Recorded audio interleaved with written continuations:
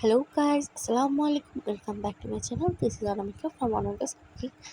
তো আজকে আমার রান্না নয়, আজকে আমার আম্মুর রেসিপি শেয়ার করব। তো প্রথমে আম্মু আজকে কী রান্না করবে সেটা বলে দিই। আম্মু আজকে রান্না করবে পুঁই দিয়ে, কচু দিয়ে, কাঁঠালের বিচি দিয়ে চিংড়ি মাছ। তো আম্মু প্রথমে কড়াইটা বসিয়ে দিল, তারপরে আমরা কিন্তু সরিষার তেল খাই, এই জন্য এত ফ্যান হচ্ছে, আপনারা কিছু মাইন্ড করবেন না।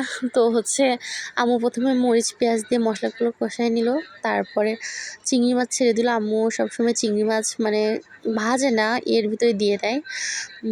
চিংড়ি মাছ আম্মু বলে ভাজলে নাকি শক্ত হয়ে যায়, তো ভালোভাবে ধুয়ে আম্মু কষানোর সময় চিংড়ি মাছগুলো দিয়ে দেয়। আম্মু কিন্তু পুঁইটা পুরা কষায় রান্না করবে, কোনো ভাজা টাজা নাই।